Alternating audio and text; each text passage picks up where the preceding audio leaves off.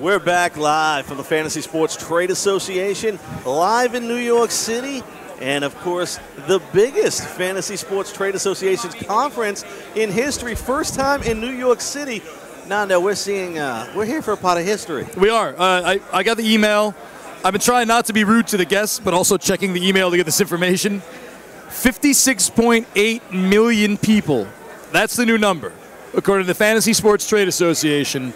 56.8 million people, thanks to Ipsos Public Affairs, are playing fantasy sports in North America. 2 years ago, I was in Las Vegas, and they announced 41 million. So in 2 years, growth. That's 15 million people. Yeah. That's insane numbers. If you were in any business and you had those kind of numbers, you're celebrating.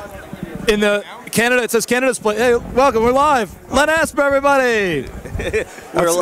We're, of course, live on fantasysportsnetwork.com/FSTA. We got a radio broadcast going on. We got television broadcasting. We got Nando DeFino. But we got a very special guest now, Nando. Yeah, Leonard Asper, the CEO of the Anthem Sports Entertainment. The company that owns. You got that right. Yeah, exactly. Sure, why not? Look at the book, man. Would you like it? Read the company manual. Well, come on. We've been saying Fantasy Sports Network so much. We changed our name from Anthem Media Group to Anthem Sports Entertainment. Yeah, I got that right. Yeah. It's like ACE, you know. I like that, ASC. Oh, that does sound. ACE.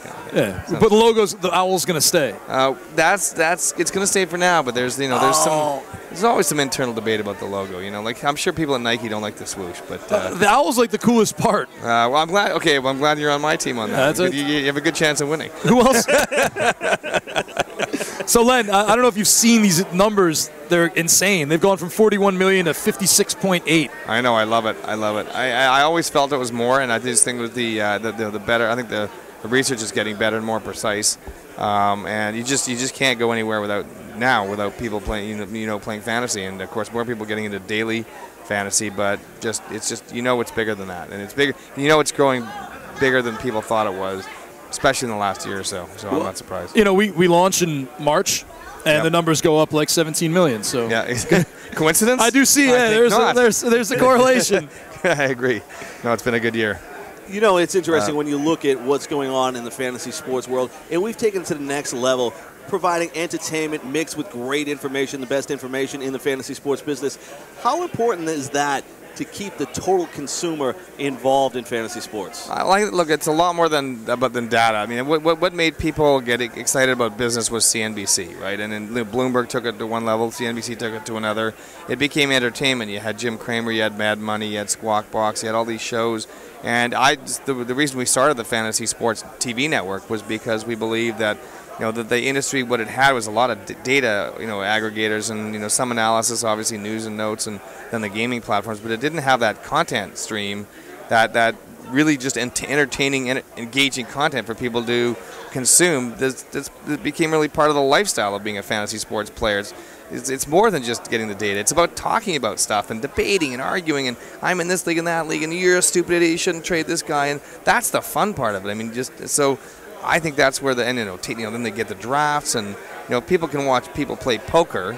You can watch I think a fantasy sports expert draft or a high stakes draft is way more fun. So you start getting into live events, you get into reality shows following leagues around and players who are in leagues. There's so much more stuff that's out there. Real Housewives of Fantasy Football. Like there's tons of great ideas. That's a great idea. Content. I can name. We have scripts and stuff and ideas sitting on our desk, which prove out that what we thought was out there was a bunch of people who want to do more than just read data and then check rankings. They want to engage in this in the fun of fantasy, social part of fantasy sports, and that's what the TV network does and the video does beyond the data. And dailies provide. I mean, sure, daily has been great for the sponsorships and the partnerships, but really from a content point of view, when you have these lulls, when people stop paying attention to baseball starting in July, and you really got to wait a little bit until football. Daily's provided this thing like every single day you have someone tuned in. Yeah.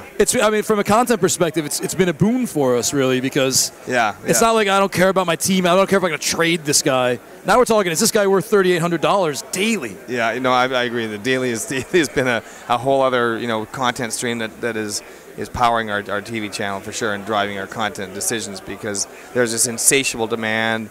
There's these, there's a prime time. There's a 5 to 7 period, during the days, and pre-1 o'clock games on the weekends. Sometimes it's just there's a never-ending news cycle of this stuff, and you can never have too much information. You can never do too much work. So you're right, daily, the combined season-long daily, and then the growth of golf and NASCAR and the sort of the second-tier sports of like golf is becoming one of our higher-rated programs. As you know. And, I see the back end of sports. It's like that's the spike is when the golf stuff goes up. Leading up to the golf tournaments. Yeah, so it's and it's going to only get bigger when as soccer and the EPL, Bundesliga, Serie A, La Liga, the Spanish league, the South American leagues, and then you get into cricket. And Japanese baseball hasn't been gamified. We're in on cricket. Yeah, it's going, man. Like it's going global, and it's going to go fast. I got to ask you a question. We have 450 fantasy sports personalities, writers here, and involved in all aspects of fantasy sports. What would be the advantage for some of these groups to join the Fantasy Sports Network to their entities? I think, look, in terms of joining the network, I think they should be on the network because the network is what we built. I think is the independent, and this has been the philosophy and the business plans to be the independent aggregator of fantasy sports information and debate and dialogue and entertainment content. So for these, we find for everybody from a business perspective, from a branding perspective, that's why they're coming to us because we provide the high quality video content environment for credibility. For people, and I mean, first of all, everybody who's ever come to us so far, as you guys both know, has come back and come back bigger and more, invested more with us and been more part of us because it's a great place for them to be. And so, because we're not trying to, pick one, if you think of fantasy sports as like a stock market, we're not backing one stock market or the other, or one stock or the other. We're there to help people make better decisions and help people get their brand out there. So, I think that's a great place for everybody to be. We're in a safe environment for people. Len, Anthem has the Fight Network, obviously. We have Fantasy Sports Network, a few others. But I've always found a site like Countermove and a game like Countermove ties the Fight and the Fantasy Networks kind of together under one thing. Countermove you'd like to see do well. They're really nice people. We like them a lot. What do you see us doing in the future to kind of help nurture, and not like, I'm not saying there's anything wrong with FanDuel, there's nothing wrong with DraftKings, but to just kind of open people's eyes to all the different kind of offerings that we have, like the fantasy movie leagues out there, the fantasy bachelors out there, an awesome site like Countermove is out there. How do you see us in the future just kind of like patching things together to make an offering for everybody?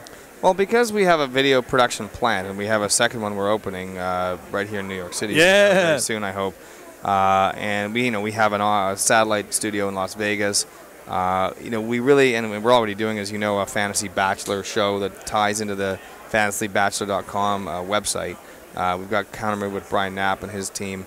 And look, we have a hunting and fishing channel as well that we have we're growing our interest in, and there are fishing tournaments that you can do fantasy around fishing tournaments as well. There's, because we have a video production plan, anybody who wants to create fantasy content, whether it's as you say, it's the Oscars, Fantasy Bachelor, or just existing sports, and there's so many subsets of what's going on, because you even see NFL teams now doing fantasy games around their own players only. So that's we can be the video, we can create video content for all these different places, and it can go on the network and get promoted there. They can have the video content to push out through their own vehicles and their marketing channels. So, I mean, again, what we're trying to be is the hub and the aggregator and the curator of fantasy content for the world. It's interesting. I've asked this to everybody that's stopped by the desk.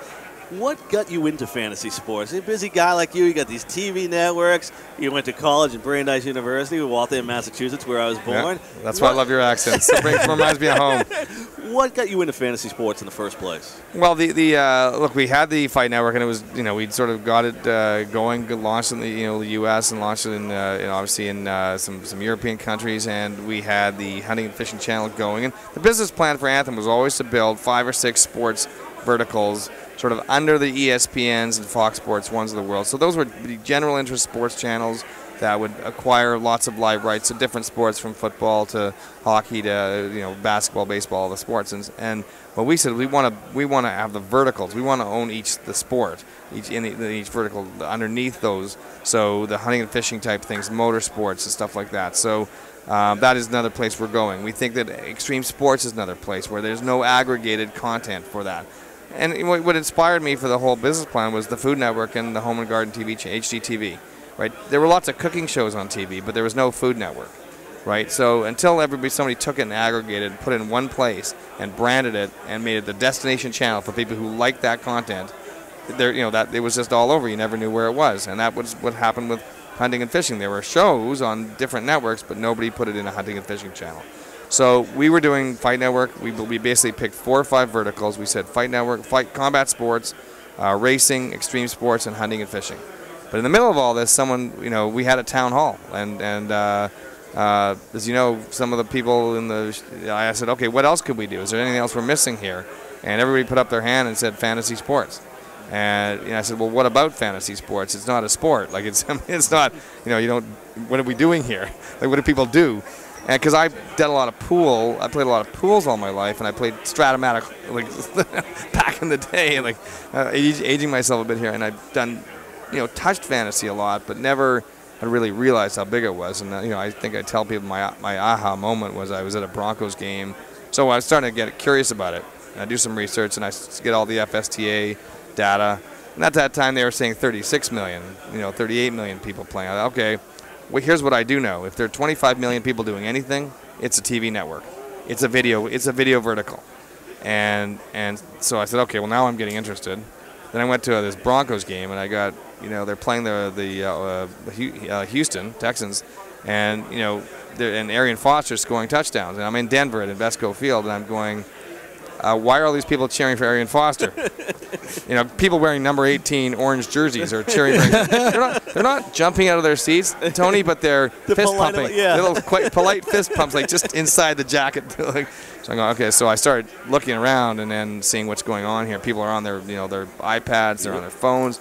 They're not checking scores. They're checking their fantasy stats. And I'm talking to guys near me in the stands. I go, okay, this is the real deal. And I said, okay, we need a network, and the beautiful thing about Fantasy Sports Network is, what's possible today. When I reference the Food Network, that's 1995 kind of what a TV network is, and it's still a great channel, and I love the Food Network. But when you take Fantasy Sports Network, what's beautiful about it is you can take it and run it as a linear channel, like you're watching on cable TV or satellite. But for those who don't consume content that way, it's also what it is as we are on Xbox, where we're a video on demand. It's just show by show. And so now you don't have to watch the whole channel and hope that what's on is, you can watch it on demand. And then you can take it further. And what's beautiful about fantasy is you can take it further and break it down into 1 minute, 2 minute, 5 minute segments. So now you've got a YouTube page that's valuable for people. It's tagged top 10. I just need a quarterback, guys. I don't want to watch a whole show. Newton's out. Roethlisberger's fighting with something. I need a quarterback, right? And I need the sleeper if I'm playing daily, and I need some quick advice on that. I need a $2,000 running back. I don't need. So that's you can do that, and that's like digital now. Lets you take a video vertical and break it into bite-sized pieces for people who just want the specific stuff, and that's what got me excited about fantasy. It could be everything to anybody, right? All things to all people. You mentioned Ben Roethlisberger. Before you hit come on, we got to know. We had the draft last night. There were some Steelers in there. Le'Veon Bell early. No one seems to care about that 4-game suspension. How are you feeling about the Steelers coming up here? Well, here's the thing. I had Ben last year in my pool. I think we talked about it. We tried to help it. No, he's a tough guy to pick because in some ways, obviously I didn't pick him too high, but he can have. I happen to sit him for both 6 touchdown games. Oh. Do I think he's going to score 6 touchdowns against Baltimore? No. Right. And so he can just have these games where he's not predictable that way. So Steelers, I just need to see some of their defensive, those draft choices, Jones and Shazier and some of these guys perform. They've got to get a defense. They've got to get better coverage in the secondary. So, I never believed in the high-scoring offense way to win games. I believe that's why I loved the Steelers. Yeah. They won 23-20 and 16-13, not like Eric Coryell and, Marino and those guys winning 45-38. That's not a recipe for winning Super Bowls, so. What's amazing with the lack of defense in Pittsburgh now? Those players on the offensive side become fantasy relevant because they used to run the ball 30 times. Right. Exactly. But now with the poor defense, we can see Ben Roethlisberger have an opportunity for 6 touchdowns and 40 passes a game. No, I know. We'll see. And look, I don't know what they're going to do because Bell's stock went down last year when Blunt came along because now he's not getting carries inside the 5. And you have to wonder, are they going to try to replicate that strategy? So I don't know about, but obviously Bell's going to blow it out, and he's going to be great. So Martavis Bryant taking a step forward, maybe? He should. I think he should. Yeah, I think he will. They've got to decide that they're going to go to him, though. There's just a lot of people to go to. There's Wheaton, there's Bryant, there's now Lance Moore's not there, so maybe that's their 3 guys. And they're probably going to see more coverage on more and more. I don't know, double, triple coverage on Brown. So maybe Wheaton was Scott's guy. Scott loved Wheaton. Oh yeah. But again, you never know. It's like he can be a target one game and he can be absent for 3. That's the issue. But there's a lot of guys to spread the ball around to. But anyway. Hey, Len. Open it for it. I know you got things to do. I think Lou's gone up and down the escalators a couple times. Well, he's gone to the meeting. He's gone to the meeting I'm supposed to be at. Oh, go, man. Len Asper. That's awesome, guys. Thanks CEO of Anthem of ACE. Very much. Anthem Sports Entertainment. Thank you for joining us, Len. We're going to be back with more coverage of FSTA here on the Fantasy Sports Network after this.